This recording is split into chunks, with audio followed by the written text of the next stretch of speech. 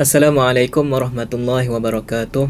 Alhamdulillahi rabbil alamin. Wassalatu wassalamu ala asyrafil anbiya'i wal mursalin wa ala alihi wa sahbihi ajma'in. Subhanaka la ilma lana illa ma 'allamtana innaka antal alimul hakim.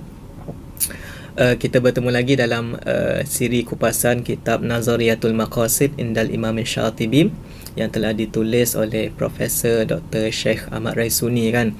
Dan kita telah kupas pada siri perbincangan yang lalu berkenaan kitab ni secara umumnya, dan kita telah bagi tahu kitab ni asalnya ialah thesis master beliau. Dan kita juga telah sentuh definisi maqasid syariah. Kita telah bincangkan beberapa isu mengapa perlunya maqasid syariah dan sebagainya. Baik, untuk perbincangan pada hari ini kita akan teruskan dan kita akan bincangkan tentang dua istilah yang sangat pentinglah dalam usul fiqh dan dalam maqasid syariah, iaitu al-hikmah wal-illah. Baik, kalau tuan-tuan, puan-puan, sahabat-sahabat semua biasa dengan istilah dalam usul fiqh, mungkin kita rasa illah dan hikmah ni mungkin bukan istilah yang asing lah bagi kita kan. Kerana kalau kita balik mana-mana kitab usul fiqh, perkataan illah dan hikmah ni memang kita akan jumpa lah. Kerana illah dan hikmah ni satu basic ataupun satu asas bagi perbincangan mana-mana hukum. Kita selalu kata kalau ada illah, ada hukumnya. Kalau tak ada illah, tak ada hukumnya kan.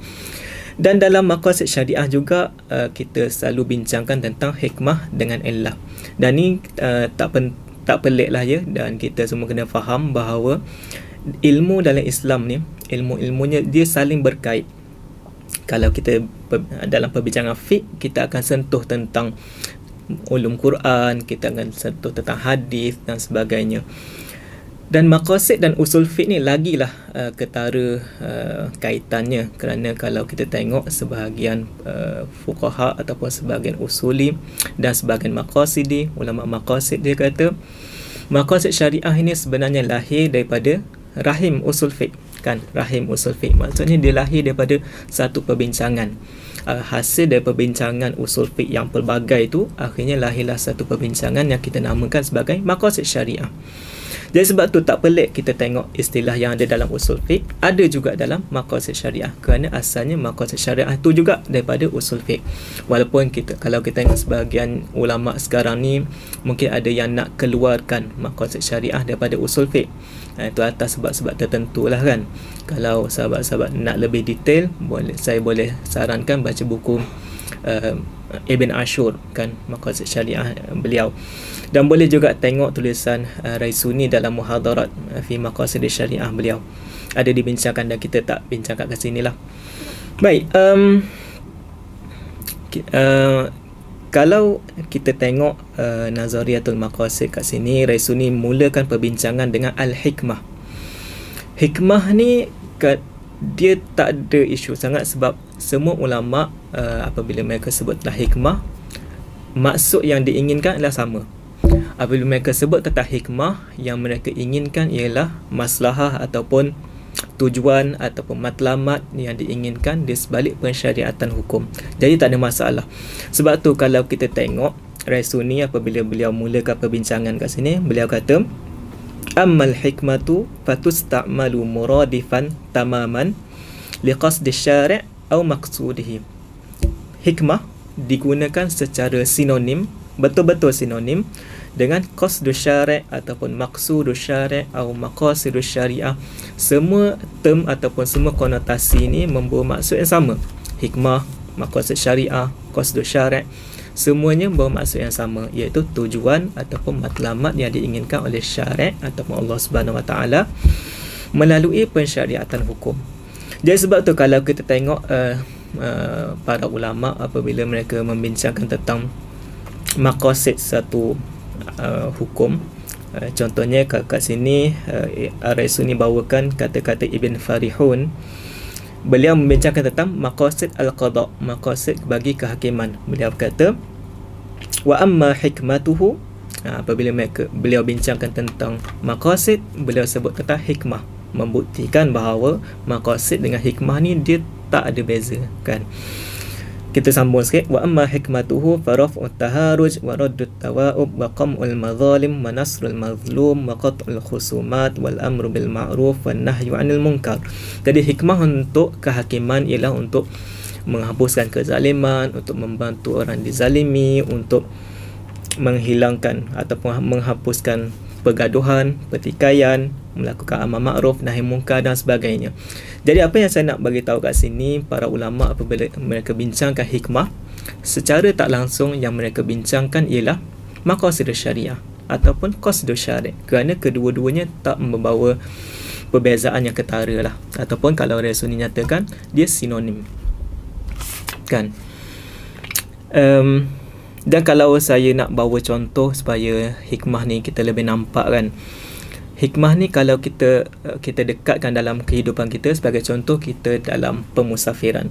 Kenapa kita boleh solat jamak dan qasar sebagai contoh? Kan kerana jamak dan qasar tu hikmah dia untuk menghilangkan kesusahan, menghapuskan kesusahan. Baik, kenapa arak diharamkan dalam Islam? Kerana untuk menjaga akal manusia, untuk menghalang manusia daripada bergaduh dan sebagainya. Jadi semua ini adalah hikmah bagi pensyariatan hukum. Maksudnya apabila kita cerita tentang hikmah, kita ceritakan tentang tujuan, mengapa Allah syariatkan sedemikian.